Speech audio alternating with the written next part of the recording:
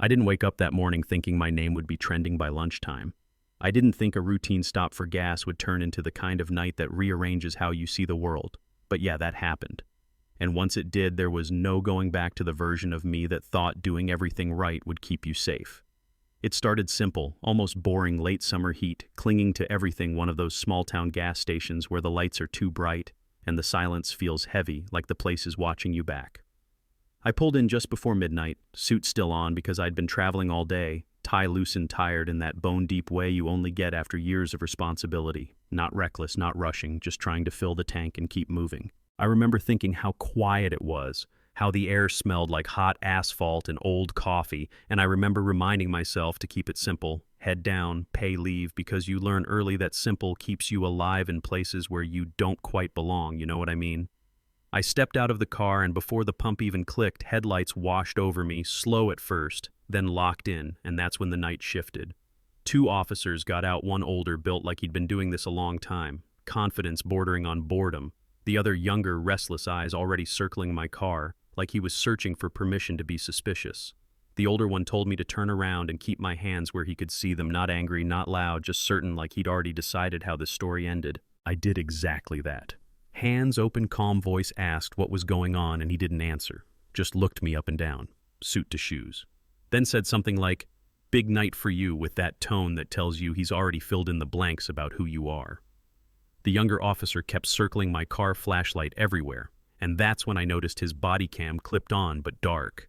No blinking light turned off, and my stomach dropped a little because I knew what that meant even if I didn't say it out loud. When the older officer asked for my license and registration, I moved slow, narrated every movement, wallet out. Hands visible the whole dance, we all know. And when he saw my out-of-state ID, he frowned like it offended him. "Long way from home," he said, and I told him I traveled for work, public service, which made him snort like it was a joke. Then the younger one said it, the line that still echoes, running his light across my car and asking, "How's a guy like you afford something like this?" Not how do you afford it, not what do you do. How's a guy like you? And I didn't answer because answering never helps when the question isn't real. Things escalated fast after that, like they always do. 1 minute, you're a man buying gas. The next, you match a description, a robbery they couldn't name, couldn't place, couldn't explain. And when I asked what robbery, where the questions just floated there unanswered, because answers weren't the point. Cold cuffs closed around my wrists, not tight enough to hurt, just enough to remind you that you don't belong to yourself anymore. And I could see the gas station clerk inside, young, tired eyes watching through the glass, and two customers lifting their phones instinctively because somewhere along the way we all learned that if nobody records it, it didn't happen. One of the officers leaned in and said something about me staying in my own town, and I told him quietly I was in my own country, which wiped the smile off his face just long enough for me to notice.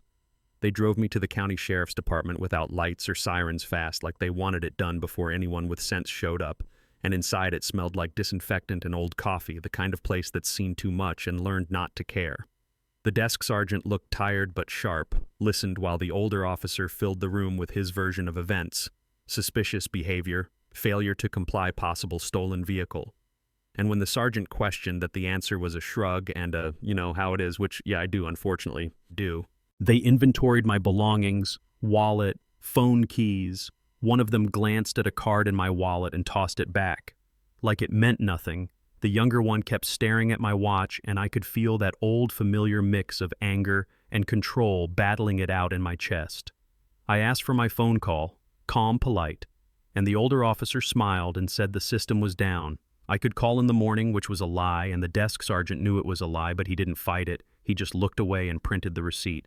And that's the part people miss. The system doesn't just run on bad actors, it runs on quiet ones who don't want trouble. They put me in a holding cell, concrete bench, flickering light, metal toilet, and I sat there, straight-backed, suit wrinkling, tie crooked, refusing to give them the satisfaction of watching me unravel. And here's the strange part. I wasn't panicking because I knew two things at once. First, in that moment, I was powerless, completely at their mercy. And second, by the calendar, I was exactly where I needed to be. I was publicly scheduled to return to this county in 2 weeks as a visiting judge, something I'd checked before leaving home, something anyone could look up, and that knowledge didn't make me feel safe, but it made me patient. Sometimes the smartest move isn't fighting back right away. Sometimes it's letting people show you who they are when they think there are no consequences. Hours passed, my phone locked away, buzzing with missed calls, my clerk wondering why I hadn't checked in. my wife wondering why the silence felt wrong, and around sunrise, the desk sergeant came back, asked quietly if I was a lawyer, and I said something like that, and the look on his face changed just a little. Not enough to fix anything, but enough to tell me the gears were starting to turn. By mid-morning, my wife had already started a chain reaction that couldn't be undone, calls to the sheriff's office that went nowhere, calls to the state bar, calls to people who know how systems work, and while I sat there staring at concrete videos from that gas station, hit the internet. Calm man in a suit, compliant, handcuffed, body cams off. No explanation, and people saw it for what it was, and it spread local reporters, then national. And suddenly the sheriff, a man used to controlling narratives, realized this one wasn't his. Instead of doing the right thing, he tried to make it disappear, rushed me to a magistrate, disorderly conduct, like silence was disorderly, like standing still was a crime. And when I pled not guilty and he set a hearing date 2 weeks out the same day, I was scheduled to preside in that courthouse. Something almost like irony settled over the room. I paid bail, walked outside into a wall of cameras, my wife at my side, and I said it plain, no speech.